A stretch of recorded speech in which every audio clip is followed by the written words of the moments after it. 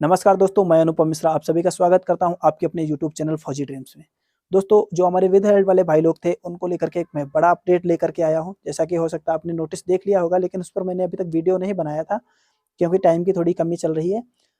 तो उसमें जो 849 कैंडिडेट का लिस्ट था, उसमें एक जो फोर्स वाइज डिटेलमेंट था, जैसे CRPF, Assam rifle, ITBP, SSF, BSF, जो भी फोर्सेस हैं पैरामिलिट्री फोर्स में, और उन पोस्ट में से जो फर्स्ट प्रेफरेंस आपने दी थी, उसी के अकॉर्डिंग सबका जो फोर्स अलॉट होना था वो हो गया है। और इसके संदर्भ में जो एक नोटिस के माध्यम से बताया गया था कि आप लोग एसएसबी में 500 या बीएसएफ में 200 ऐसे करके सबका जो कैंडिडेट ने अपनी प्रेफरेंस सेलेक्ट की थी, उस हिसाब से उनको शॉर्ट लिस्टेड किया गया है। और अभी 13 से लेकर के 16 तारीख के बीच में आपका जो बायोमेट्रिक का वेरिफिकेशन होना था, वो लगभग लोगों का हो गया है, या बोले 16 तारीख है, अभी चल रहा है और शाम तक बिल्कुल हो जाएगा। जैसा मैंने अपने दोस्तों से बात की थी, बहुत से लोग जो दिल्ली गए हुए हैं वेरिफिकेशन के लिए, बहुत से लोगों का वेरिफिकेशन पहले हो गया था।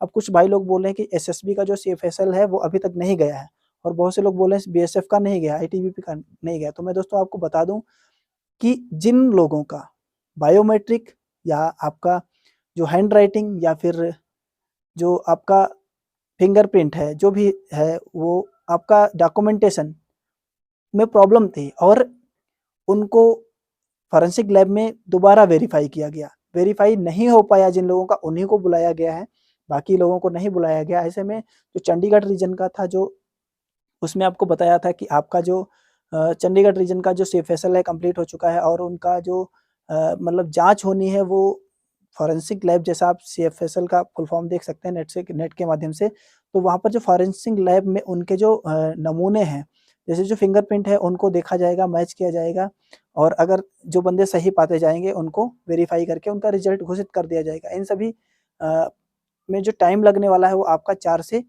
5 महीने का टाइम लगने वाला है। तो मैं आपको वो नोटिस पढ़ के बताता हूँ। दोस्तों, जैसा कि ये नोटिस है, recruitment of CTGD exam 2021 in CAPF, SSF and Assam rifle, जो फोर्स है, force allocation and collection of the dossier suspected candidate of verification. ठीक है, जो उनकी जेन्युइननेस है उसका वेरिफिकेशन के लिए ये नोटिस था। जैसे इसमें बताया गया कि एसएससी है declare the result of CTGD exam 2021 on 7/11/2022। जैसा कि आपको पता है 7/11/2022 को जो रिजल्ट था वो डिक्लेयर किया, and withheld result of 849 suspected candidate including one candidate who is not selected, who is either LTI। तो एक सेलेक्ट नहीं हुआ था, मतलब 849 लोगों का था जिसमें एक सेलेक्ट नहीं हो पाया था। Photo not match during biometric verification, PST, PT, DME, RME stage. तो इन लोगों का जो ये चीजें वेरिफिकेशन नहीं हो पाया था, तो result above suspected candidate will be declared by SSC after verification of candidate from condition from CFSL, CFPB authorized. SSC has also made force allocation of 848 suspected candidate as per details given below। तो जैसा कि बताया हमने कि आप लोगों का जो बायोमेट्रिक था, या फिर आपका जो डॉक्यूमेंट था, या फिर आपका जो फोटो था, मैच नहीं हो पाया था, जिनकी वजह से आपको सस्पेक्टेड कैंडिडेट घोषित किया गया कर दिया गया था। तो इसमें बताया गया जो एसएससी है वो आपका जो बायोमेट्रिक या वेरिफिकेशन के बाद आपका रिजल्ट घोषित कर देगा। इसमें आपको 849 वैकेंसी का जो डिटेल है और जो उनका बोर्ड है इस प्रकार है। तो यहाँ पर जैसे ALLD इलाहाबाद, उसमें जो असम राइफल्स का जो सीट था या फिर जो भी सीट था, तो मैं सीधे डिटेल में चलता हूँ। यहाँ पर असम राइफल का जो कैंडिडेट था वो आपका 67 कैंडिडेट था। मतलब इलाहाबाद बोर्ड से असम राइफल का 0, बीएसएफ का 2, सीआईएसएफ का 5, ऐसे 7 करके टोटल 67 कैंडिडेट था। इस प्रकार से अगर हम बात करें तो टोटल यहाँ पर असम राइफल का 15, बीएसएफ का 42, सीआईएसएफ का 31, आईटीबीपी का 9, टोटल यहाँ पर हो जाता है 97। फिर हम दोबारा देखते हैं, ये फीमेल का था। अब हम मेल कैंडिडेट की बात करें तो असम राइफल का 80, बीएसएफ का 243, सीआईएसएफ का 281, और आईटीबीपी का 30, और एसएसबी का 113 113, और एसएसएफ का 4, टोटल मिलाकर 751 मेल कैंडिडेट थे और 97 फीमेल कैंडिडेट थे। इनका टोटल मिलाकर 848 लोग थे जिनका रिजल्ट डिक्लेयर नहीं हो पाया ड्यू टू सस्पेक्टेड रीजन।